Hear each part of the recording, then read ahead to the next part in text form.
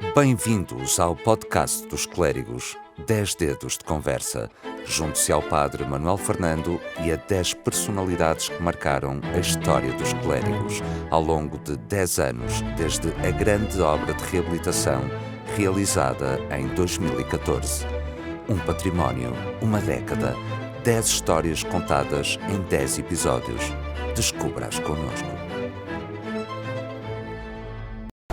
Quero saudar a todos, em especial o Cardeal Dom Américo, aqui está comigo, justamente para iniciarmos um percurso em que, com várias personalidades, vamos abordar algumas temáticas importantes sobre os 10 anos da abertura dos clérigos e, por isso, este programa se chama 10 Dedos de Conversa. É o primeiro dedo de conversa com o Dom Américo, justamente que está no princípio destes 10 anos, na implementação de uma obra que transformou os clérigos e que também, não será demasiado dizer, foi também uma obra que transformou o Porto naquilo que é a percepção de um espaço que é a grande sala de visitas do Porto. Sr. Dom Américo, não vale a pena estar a apresentá-lo, é por demasiado conhecido. Começaria por isto: Deus quer, o homem sonha, a obra nasce. Esta é uma frase que nós conhecemos, que faz parte do grande poeta português e que também poderíamos dizer que está no princípio desta grande caminhada. O Cardeal Dom Américo, a guiar, poderia começar por nos contar o que é que um pouco sobre o início deste projeto de reabilitação dos clérigos. Ora, muito bom dia, boa tarde ou boa noite, depende da hora a que os nossos espectadores vão aceder ao podcast. Uma saudação ao Presidente Manuel Fernando. Muito obrigado. E a todos. Vamos voltar atrás no tempo, a 2011, mais ou menos, em que, da parte do Bispo do Porto, da parte dos mais espertos responsáveis da Diocese, existia uma preocupação com o edificado dos clérigos, ou seja, com a situação que era vivida pela Igreja, pelo edifício, o reitor e tudo aquilo que significava uma irmandade que, de facto, vivia momentos difíceis da sua história, né? De declínio, digamos assim, de desinteresse até por parte dos sacerdotes, irmãos, sócios, digamos assim. E em 2011, estamos a falar em fevereiro de 2011, há uma Assembleia Geral em que são convidados para fazer parte da Irmandade novos padres, incluindo este vosso amigo, e são eleitos órgãos sociais novos. E eu fui surpreendido, dessa vez não fui eu que me fiz ao piso, não é? Fui surpreendido com, primeiro, o convite. Não houve candidatura, não houve lista, nada. Fui surpreendido pelo convite. Na altura, o cônego Fernando Milheiro é que andou a fazer esse expediente, a fazer a campanha, de convidar padres para fazer parte da Irmandade, e fez uma lista. Foi nesse ano que, em 2011, na altura da Páscoa, houve um pedido para que houvesse novos irmãos a entrar. E nessa altura foi? Já foi, exatamente, porque nós fomos eleitos em fevereiro de 2011 e a partir daí tenta-se, enfim, dar nova vida e chamar os padres do Porto a fazerem novamente parte da Irmandade. E acidentalmente, naqueles primeiros dias, eu confesso que a última vez que tinha vindo aos clérigos devia ter sido na escola primária, em que todos vínhamos ao Porto visitar os monumentos. Não tinha memória absolutamente nenhuma. E vim e visitei estas salas que estavam, infelizmente, num estado muito grave. E descobri acidentalmente que os clérigos, a Torre dos Clérigos completava 250 anos em 2013. E a partir daí... Muito bem. Mas recuperando um bocadinho esse 2011, em que entrou para cá, naturalmente tomou conta da realidade em que estava a Irmandade e o próprio espaço físico dos clérigos. Como é que encontrou os clérigos quando chegou aqui? Ora, vamos lá ver uma coisa. O edificado estava abandonado, não é? Todos estes pisos que nós que hoje usufruímos, não estavam à fruição do público. A única coisa que estava à fruição do público era subir a torre, propriamente dita, e a igreja, porque todo o resto não estava em condições nem de ser visitado, e até alguns dos espaços em condições de segurança muito difíceis. Eu lembro-me de aquilo tem um nome, eu peço desculpa, não me lembro, o Instituto de Soldadura e Tecnologia, já não me lembro o nome, ofereceu-se para fazer um relatório do estado do edifício. E lembro que o relatório terminava dizendo: fechem, encerrem, fujam. Uma coisa do género, não é? Porque tudo que era instalações elétricas, tudo que era segurança de quem viesse cá... Não mandaram fazer uma cerca sanitária? Não havia na altura. Se fosse mais passados uns anos, fariam isso. Mas a situação era efetivamente muito grave. Olhando para isto, a surpresa de ser eleito, a surpresa também do espaço, a não haver memória, e depois o embarcar numa aventura. O que é que o inspirou a embarcar nesta aventura? Bem, quando nesta empreitada enorme. Ora, vamos lá uma coisa. Quando eu digo que acidentalmente descobri o aniversário do jubileu da Torre, eu acho que é aí que se encaixa o Deus sonha. Exatamente. Deus sonha, o homem quer, a obra nasce. Acidentalmente descubro e a partir daí sinto a necessidade de fazer qualquer coisa. E em Portugal, e noutros países também, as datas ajudam. Ter uma data, ter um objetivo, é como aos casais, não é? Os 25 anos, os 50, as datas o centenário. mobilizam as pessoas. E, portanto, quando descobri a data, fui falar com os agentes principais da cidade. Câmara Fui falar Municipal. com a Câmara Municipal, com a Direção Regional da Cultura, com alguns empresários e houve um agridoce. Por exemplo, lembro que o Presidente da Câmara, o Dr. Rui Rio, disse-me assim: sabe que dinheiro que eu não dou para essas coisas, mas prometo-lhe que a Câmara não complica. Ora, isso era uma ajuda magnífica.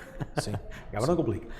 Na CCDR, na Comissão de Coordenação da Região Norte, disseram-nos que já não havia, era o CREN, sim. já não havia financiamento disponível, mas podia acontecer que nos restinhos fosse possível.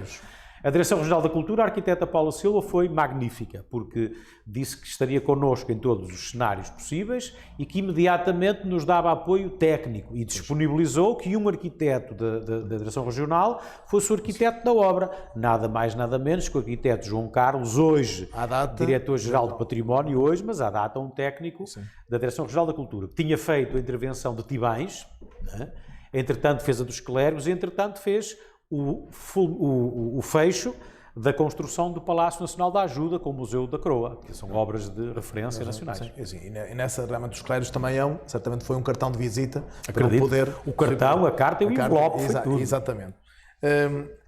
Ao refletir sobre esta frase que acabou de dizer também, Deus quer, o homem some, a obra nasce, como é que este princípio orientou e ajudou ao desenvolvimento das obras de reabilitação dos Clérigos? Olha, primeiro a falta de vergonha na cara e acreditar que Deus providencia. Eu lembro-me que quando o saudoso engenheiro Duarte Vieira, que era presidente da CCDR, e entretanto faleceu durante esse tempo, ele disse-me assim: Padre Américo, não há fundos disponíveis, mas pode acontecer que no fim do programa as autarquias devolvem o dinheiro e se nessa altura tudo estiver pronto, os projetos, as especialidades e não sei o quê, pode ser equacionável. Okay. Mas olha, não lhe prometo. E o acordo que eu fiz com a arquiteta Paula Silva foi: vamos fazer tudo como se tivéssemos garantido financiamento. E assim foi. E houve um dia, que eu não sei a data, que o engenheiro Duarte Vieira me telefona e diz assim: Padre Américo, tenho uma boa notícia e uma má notícia. Qual é que é primeiro? E eu disse que era boa. Olha, boa é que há financiamento. A má é que só é possível se tiver tudo pronto. Eu disse-lhe: mas essa não é má, nós temos tudo pronto. Não acredito. É verdade, nós fizemos tudo como se fosse possível. E foi graças a essa possibilidade que tudo se concretizou. Também convém, nesta hora, a gratidão fica-nos bem, a todos, e aos cristãos de um modo especial. Há figuras muito importantes nesta decisão, e eu gostava de lembrar o, na altura, Secretário de Estado Castro Almeida, e agora Ministro do Governo Constitucional, recentemente empossado, que também foi uma pessoa muito importante e decisiva naquilo que foi o apoio e o acompanhamento do financiamento da obra dos Clérigos.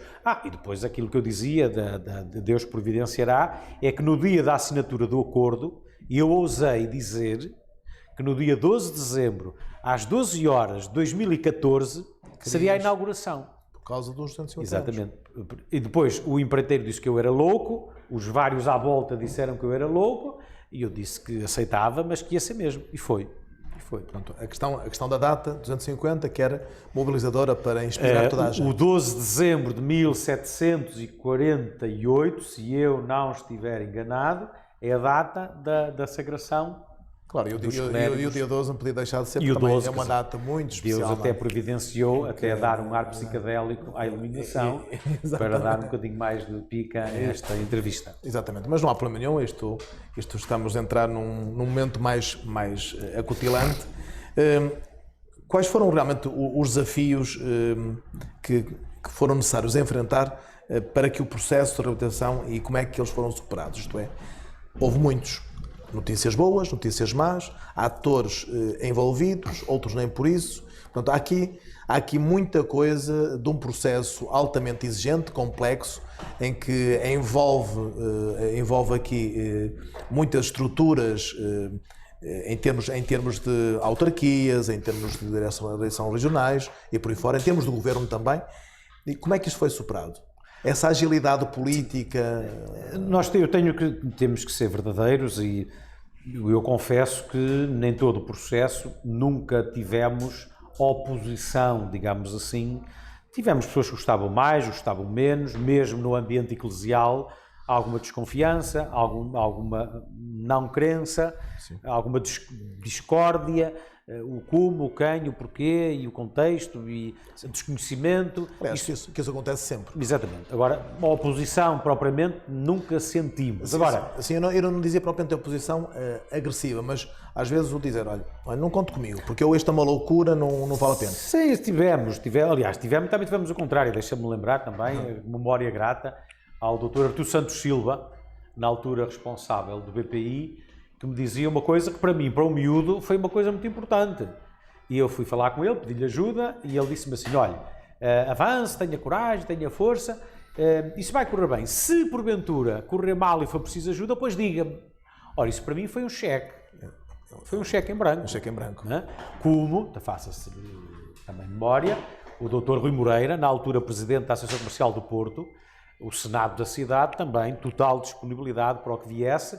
E agora, também dizer aqui, Dr. Rui Rio, uma coisa interessante, no fim, já depois da obra feita, inaugurada, eu estava numa viagem e recebi um telefonema, e atendi, era o Dr. Rui Rio, que me dizia assim, Padre Américo, estive aqui a fazer contas no fim do ano, já não me lembro o contexto. Sobrou o dinheiro. E decidi dar 150 mil euros para os clérigos, para a obra. E eu fiquei todo feliz e contente, mas depois desliguei e liguei para uma pessoa, um amigo comum, meu e do presidente do Rui Rio, a dizer, olha lá, ligou-me um fulano a fazer de conta que era o Rui Rio, a dizer que me ia dar dinheiro para os clérigos, terá sido ele. Sim. Era. Milagre, não é? Mas mesmo depois, eu lembro-me de uma aflição que tivemos, naquela quinzena, que tinha a ver com o EDP, com as águas, essas entidades todas, que estavam todas connosco, mas a certa altura veio a santa burocracia. Claro. O papel, a licença, os bombeiros... E a certa altura eu lembro-me de uma destas entidades que me disse assim, o prazo, 3 meses. Eu disse, 3 meses não, a inauguração é para a semana. A inauguração é para a semana, não é 3 meses. Pronto, mas tudo se concretizou. Não, porque infelizmente, cá está, este edifício, certamente parado durante tanto tempo, há toda uma série de coisas que depois, na complexidade, vai chamando todas as entidades. Sim, depois também temos que ser gratos à Misericórdia do Porto, que durante todo o processo, eu era capelão da Misericórdia, diretor do Departamento de Cultura, e também utilizei muitas sinergias que a Misericórdia proporcionava para que as coisas corressem melhor. Mas nesta questão, às vezes quando a pessoa se aventura num grande desafio, depois há as vozes que dizem, ande para a frente, que se correr mal, cá estarei para o ajudar. Mas também o contrário. Muitas das vezes foi necessário fazer aqui orelhas moucas. Chator. A palavra é uma coisa. E agora, passados 10 anos e tantas outras coisas que aconteceram, eu já tenho a pele calejada, não é? já tenho a pele calejada disso. E fui aprendendo com a dor própria, com a experiência da dor, aquela conversa de só se atiram pedras às árvores que dão fruto. Isso é uma verdade que não adianta fugir. Tenho consciência tranquila daquilo que fizemos, todos, dos clérigos, depois o que foi possível fazer da Igreja Santa Clara, que também Deus providencia, porque há coisas que ou eram feitas na altura, por exemplo, Quando começou a intervenção na Igreja de Santa Clara, os técnicos diziam mais um bocadinho e as térmitas tinham destruído aquele património. Mais um bocadinho, não é? E, portanto, há coisas que se fazem no tempo certo, porque Deus providencia. Eu vou dar um exemplo. A explosão turística do Porto foi nessa altura, não é? Se os clérigos tivessem sido intervencionados muito tempo antes, não tinham o impacto. Se tivessem sido intervencionados X anos depois, e em aspas. Mas já vamos aí. Mas antes de chegarmos aí, gostaria de perguntar. O Dom Manuel Clemente era o bispo, então? A data, não é? Aliás, mudou nessa altura. Aliás, quando foi o Quando a inauguração já não foi ele. Foi ele, mas era já patriarca de Lisboa. Sim, mas todo o processo começou com ele. E o atual Presidente da Câmara, na altura, Presidente da Associação Comercial do Porto, que foi o nosso visitante de 8 milhões, então ele dizia que uma altura qualquer foi barrado ali na rua, porque o Dom Manuel Clemente lhe falou também do processo, da necessidade dele, de contar com ele para esta obra. O Dom Manuel Clemente, como é que ele viveu também esta experiência? Porque ele era o bispo, depois houve aqui uma alteração em termos estatutários, mas ele também via certamente com alguma preocupação. Sim, agora uma coisa. Qual é a reação dele? O Sr. Dom Manuel, em razão da sua formação de historiador e da sua sensibilidade à história, à cultura e ao património, sempre foi um catalisador, sempre foi um empurrar, não é? Empurrar, incentivar e proporcionar que acontecesse, não é? Aliás, meus caros amigos, todo o tempo que eu gastei, que eu investi, que eu dei em muitas coisas que fiz, foi graças à permissão que o Bispo deu e incentivou para que acontecesse. Dava-te liberdade. Aliás, o Sr. Dom Manuel está na gênese das coisas, depois vai para Lisboa e temos a graça de, na feliz relação de amizade fraterna dele com o Sr. Dom António Francisco dos Santos, que entretanto passa a ser o Bispo do Porto, e é o Dom Manuel Clemente que preside a celebração da inauguração, com o Dom António Francisco tendo cedido essa gentileza. E, portanto, devemos a um o empurrar a vítima para o calhaboço e devemos ao outro acompanhar até ao fim. Mas, pegando agora um bocadinho naquilo que é o impacto cultural e espiritual desta obra, de que forma é que tu acreditas que estas obras de reabilitação transformaram o Complexo dos Clérigos num símbolo ainda mais forte de fé, de cultura? E já ainda não estamos a falar de turismo. Sim, mas não tenho dúvidas disso, porque é assim, agora a memória é traiçoeira, não é? E qualquer um de nós, rapidamente, as coisas passam e já não nos lembramos. Se regressarmos a 2011, os clérigos não existem. Não existem. Quer dizer, a marca clérigos, o peso, a referência dos clérigos está apagada. Faz parte das memórias, é um edifício onde tropeçamos, porque está aqui, implementado na cidade, e retirando os fluxos das escolas que ainda vinham visitar os clérigos, em razão da figura do Nazón e da arquitetura, estava fechado, não era? Os clérigos estavam apagados da memória do cotidiano da vida da cidade e do turismo e das tocas. Não contavam. Olhando, falamos da questão da fé, da cultura, na cidade do Porto, evidentemente, como é que agora também se olha para o papel dos clérigos? Como é que vê o papel dos clérigos no turismo do Porto, especialmente após a reabilitação? Eu estou convencido que os clérigos são e continuarão a ser sempre uma âncora, uma plataforma giratória daquilo que é a circulação e a distribuição do turismo na cidade. E quem não estiver a ver, não está a ver bem. Não é?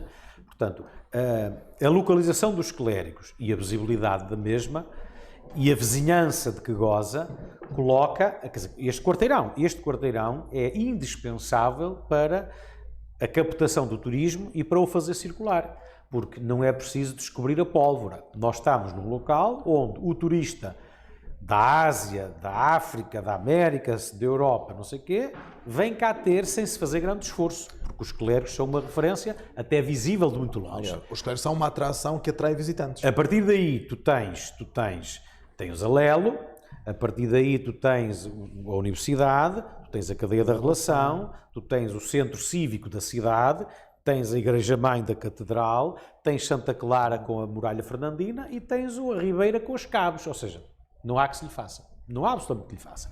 E a dificuldade, aliás, eu lembro-me quando começámos as parcerias, por exemplo, de Serralves, não é? Serralbos fica fora de jogo, fica fora desta centralidade. E do esforço que fomos fazendo de tentar aqui conjugar a circulação do turismo, porque assim, é uma pena que os 8 milhões de turistas fiquem só no Quarteirão. É uma pena. Agora, nós temos que criar sinergias e criar aqui, enfim, parcerias, de maneira a que quem chega eu dizia muitas vezes isso, por exemplo, aos responsáveis do turismo de Braga, de Guimarães, né? O que é que nós temos que fazer para proporcionar ao turista que desagua no Porto a possibilidade dele alargar a sua presença no território? E aí, também já agora, puxar a sardinha para a nossa coisa. Nós também estamos muito gratos da questão do Luís Pedro Martins, que era nosso colaborador, sim, ter abraçado o desafio do turismo Porto e Norte de Portugal e que tem durante estes anos também feito um trabalho muito importante, exatamente no trabalhar as ofertas do Norte e do Norte do país, de maneira a corresponder a este desejo de espalhar as ofertas para os turistas. E depois há aqui sempre várias concepções no turismo, que às vezes parece que está a mudar, mas realmente é um erro, porque na verdade há um centro nevrálgico, há aqui neste núcleo, e que é necessário... O segredo é saber distribuir, fazer aqui esta circulação. Porque agora, acho que qualquer espectador entende. Nós vamos a uma cidade que não conhecemos, ou um país estrangeiro. Chegamos lá, chegamos ao aeroporto e vamos para o hotel. A partir desse momento, onde é que a gente vai? Nós somos atraídos a ir aos locais evidentes. E aqui os clérigos no Porto também são essa referência. Chegam cá, ora bem, vamos ao centro. Não perceber isso? Parece-me óbvio. É não perceber um bocadinho de turismo. Muito bem. Campanhas sociais, naturalmente que este fluxo, esta avalanche de pessoas que vieram, tiveram aqui uma marca também ao nível social. Passamos da fé, da cultura, do turismo ao social. Dom Américo, pode falar-nos um pouco mais sobre as campanhas como a Torre Solidária e que impacto é que isto teve naturalmente nestas vivências, na relação com os hospitais da área metropolitana do Porto?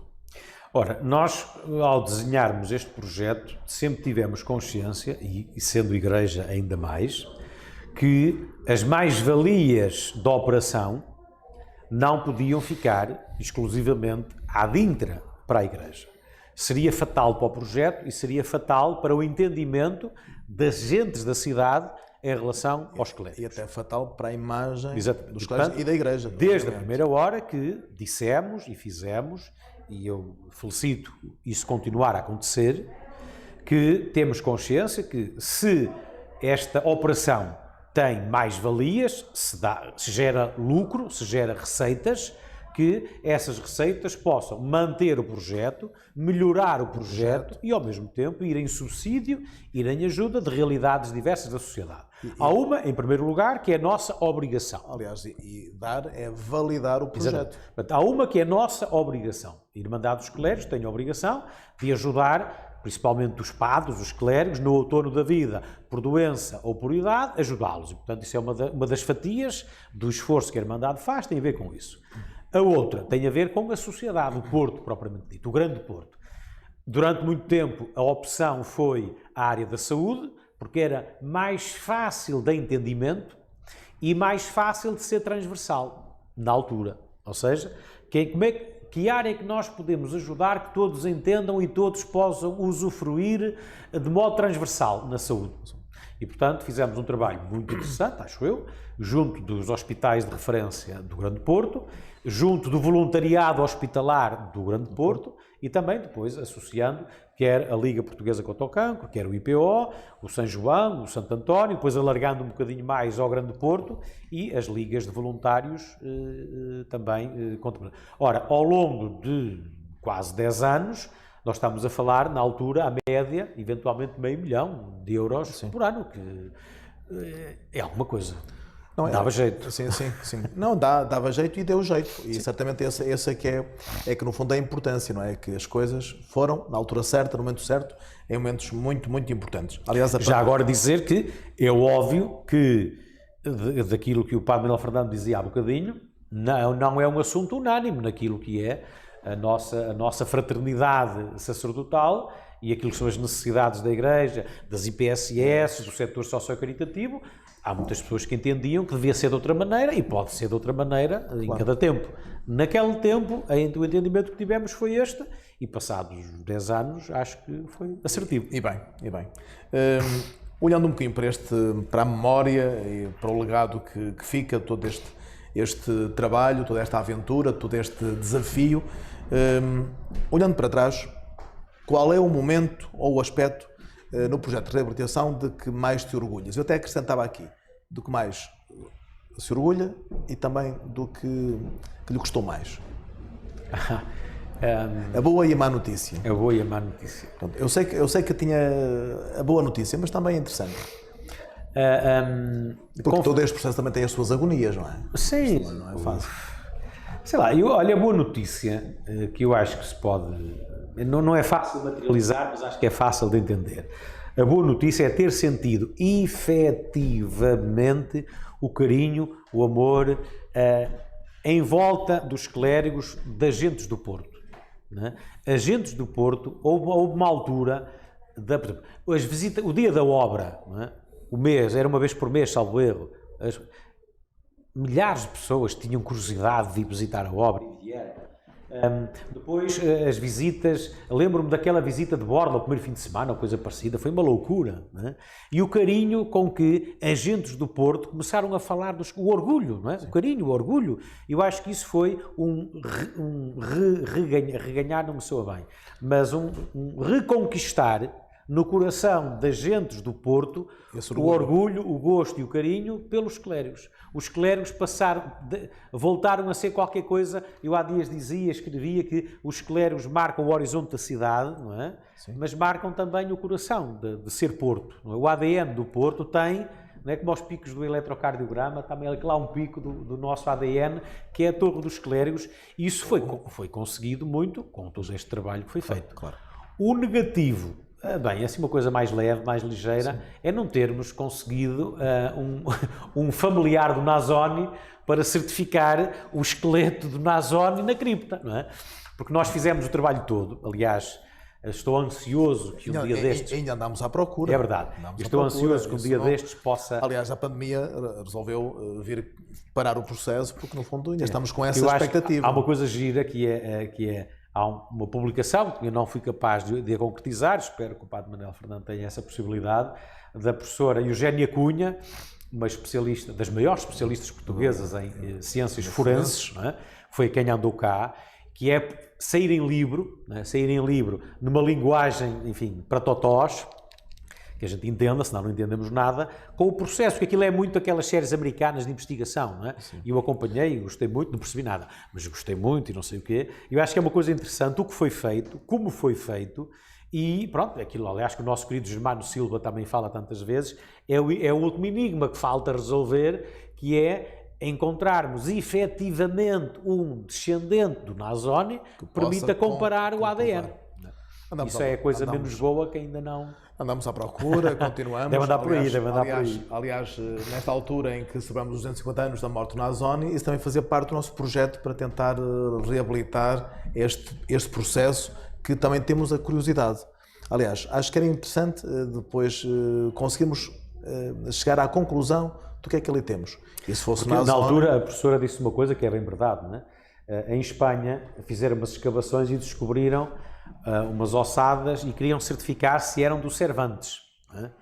E rapidamente resolveram tudo, e comprovaram e não sei o quê. E ela dizia a brincar, em Portugal isto não era... Em Espanha é possível assim. Em Portugal não era, porque apareciam logo X cientistas a dizer que não era. Claro. E, portanto, tem o que se fizer e o que está a ser feito até porque cientificamente comprovado. Não, mas até o que se fizer tem que ser mesmo bem feito para que depois não haja qualquer motivo de descredibilização. Porque portanto, isso porque aparece sempre alguém a gostar de dizer não é nada. Portanto... Senhor Presidente, em relação às minhas ossadas, eu já disse, já está no testamento e já disse publicamente, espero não haver tantas dificuldades a descobri-las quando for necessário, nos 500 anos dos clérigos. Muito bem. Caríssimo Dom Américo, 10 anos após esta grande obra, como é que, olhando para os clérigos, como é que imagina o Complexo dos Clérigos e como é que imagina este futuro do Complexo dos Clérigos e de alguma forma aqui também espicaçar um bocadinho esta veia de projeção do futuro. Qual seria o projeto que gostaria que fosse concretizado no futuro dos clérigos? Eu não consegui, no meu pontificado, não consegui equilibrar ainda mais o peso do projeto Operação Turística com o peso do projeto pastoral, não é? A pastoral e o turismo. Não consegui concretizar isso da melhor maneira, mas acredito que com o tempo e com outros protagonistas isso seja mais conseguido. O futuro, eu estou convencido que este quarteirão da cidade merece a nossa atenção, a nossa, dos agentes, das instituições que têm peso na cidade, têm que ter uma atenção redobrada neste quarteirão. Este quarteirão viveu a ruína, viveu a reabilitação, foi tomado por vários protagonistas de comércios e de outras possibilidades, e eu acho que as instituições que estão cá têm a obrigação de reconquistar o edificado deste quarteirão e oferecê-lo ao futuro com outras valências, porque assim, eu digo isso a muita gente que tem museus e que tem outras ofertas. O turista procura experiências, não é? E nesta busca da experiência, os clérigos está ganho, que é subir e descer a torre, está ganho. Sim. Portanto, aí não há que se lhe faça. Agora, temos que complementar, claro, porque era a dúvida que nós tínhamos. Aliás, quando falávamos, também saudar o nosso doutor António Tavares, não é? Que é sempre o segredo de como é que nós podemos fazer regressar aos clérigos quem já cá veio. Pois. E se o turista vem cá uma vez e vai embora, e passado uns anos vem e vai embora, ok, a pessoa do Porto e o português vem cá subir aos clérigos, porque não vem cá todos os dias, não faz sentido. Portanto, o que é que o faz regressar aos clérigos? E nós temos de ter uma grande imaginação, que é criar atratividade nos clérigos. Eu dizia a brincar, que é muito sério. Nós podemos comprar uma peça de valor cultural muito elevado e colocá-la aqui, que ninguém quer saber. Claro. Pomos aqui as chuteiras de ouro do Ronaldo, epá, é assim filas e filas para viver as chuteiras. Uma coisa e a outra são comparáveis, não são. São de uma é decoração, o outro é da razão. Mas não há que se lhe faça. Os mercados e os auditórios comportam-se da maneira que se comportam. E, portanto, nós temos que ter sempre a sensibilidade de saber o que é que queremos oferecer avaliar. E, ao mesmo tempo, descobrir as melhores embalagens para que seja atrativo. Muito bem. Quase a terminar, que mensagem gostaria de deixar aos amigos dos clérigos e aos visitantes que veem nos clérigos um ícone de fé, cultura e história? Qual é a mensagem? A minha mensagem é que o Papa Francisco repetiu muitas... Podemos dividir isto em duas. Primeiro, uma mensagem para os clérigos e para os irmãos dos clérigos. Pronto, para os que têm essa responsabilidade. E a segunda mensagem, para os visitantes. Olha, então, para os irmãos dos clérigos, desejo-lhes o seguinte. Eu não sei como é que vão ser as circunstâncias de vida daqui a 5, 10, 15, 20 anos dos padres que servem a nossa amada Diocese do Porto, não sei. Acho que não vão ser melhores no que diz respeito à vivência e à sustentabilidade económica e financeira da vida do padre e da vida das comunidades. Acho que vai ser diferente, vai ser mais exigente. E por isso eu desafio que quer a Irmandade, quer os irmãos, sejam capazes de inovar e sejam capazes de arriscar aquilo que possa ser a presença da Irmandade dos Clérigos, não só exclusivamente na velhice e na doença, mas aquilo que possa ser a presença da Irmandade dos Clérigos no dia-a-dia da vida de um padre que daqui a 5, 10, 15, 20 anos esteja ao serviço da comunidade e da evangelização. Em relação ao auditório em geral, o Papa Francisco, durante os 4 anos que convivemos para a preparação da Jornada Mundial da Juventude, tinha sempre: Padre Américo, eu quero jovens sonhadores, lutadores e poetas. E o que eu peço é que também assumam este desafio do Papa, não é? Sonhar, lutar e com poesia, porque isto sem poesia não vai. A poesia barra loucura. Se nós se fizermos muitas contas e se formos muito temerosos, não fazemos nada. Aliás, isto não teria sido feito sequer. Portanto, temos de ter alguma capacidade de sofrimento, de arriscar, de adrenalina e de confiar. De fé. E de confiar. De confiança e de fé, não é? Já agora, há dias, o Presidente da República entregou a medalha póstuma ao Sebastião da Gama, o poeta da Rábida, e eu gosto muito de um poema dele, que o título é Pelo Sonho é que Vamos. Ora, não fica melhor, a melhor coisa que eu posso dizer é citar então o Sebastião da Gama nesta certeza de que pelo sonho é que vamos e se confiarmos e se nos depositarmos nas mãos de Deus, Ele providenciará. Muito bem. A terminar, quase como ponto, aqui como ponto de reflexão para quem nos ouve, e mais a partir da experiência pessoal, como é que é este processo, como é que todo este desenvolvimento, como é que toda esta iniciativa, toda esta problemática, mas como é que também todas estas alegrias, não é? O trabalho, as canseiras, as dores de cabeça e depois as alegrias da concretização, como é que isto influenciou a tua própria fé e a tua visão sobre o papel da Igreja na comunidade e na cultura contemporânea? Até porque a partir daí o vigário-geral, o Padre Américo, deixou de ser o Padre Américo, passou a ser o Dom Américo, o Bispo, e depois Bispo Auxiliar de Lisboa, e depois passou a ser Cardeal. Ou seja, como é que isto influenciou este percurso? A tua vivência? Eu não tenho dúvida absolutamente nenhuma que se a minha vida não se tivesse cruzado com o edificado dos clérigos naquela Assembleia Geral de fevereiro de 2011, se não tivesse acontecido, nada do que depois aconteceu teria acontecido. Eu tenho consciência disso.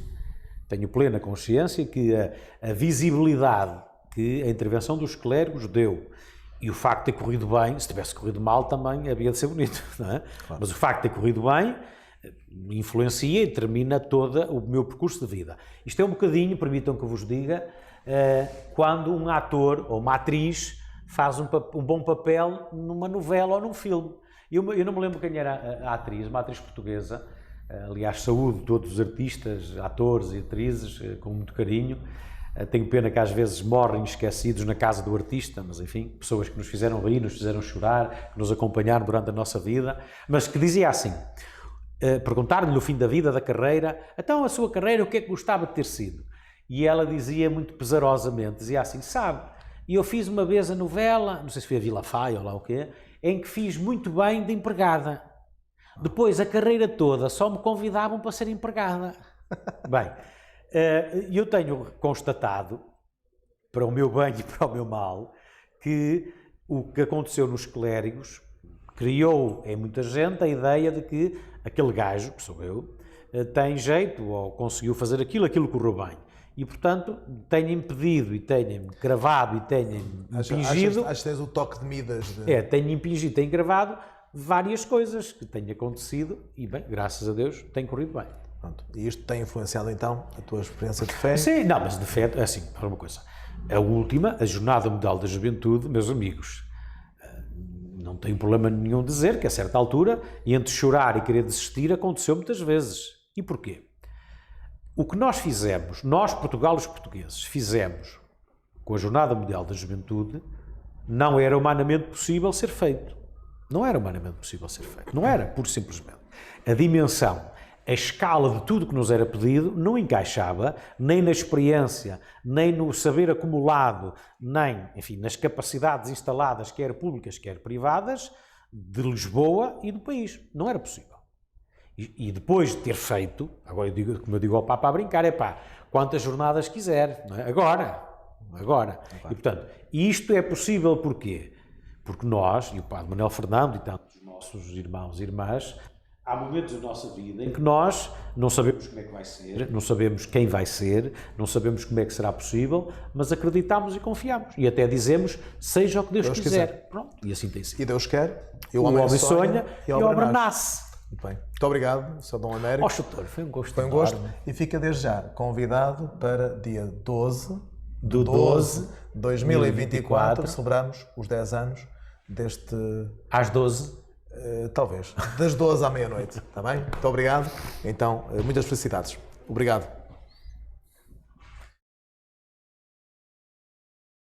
Foi um gosto ter ouvido estas palavras inspiradoras, também relevantes sobre todo o processo que tem a ver com a reabilitação e a requalificação dos clérigos. Naturalmente, espero que tenha sido do vosso agrado e convidamos para os próximos podcasts, onde vamos continuar a descobrir aquilo que são artes e experiências de quantos aqui estiveram envolvidos e que certamente olham para este projeto com orgulho e também sonhando que ele continue a concretizar o que realmente aqui se empenharam. A todos, fiquem bem, uma boa noite, ou bom dia, ou boa tarde, dependendo da hora a que possam ver este podcast, e até ao próximo, se os quiserem. Muito obrigado.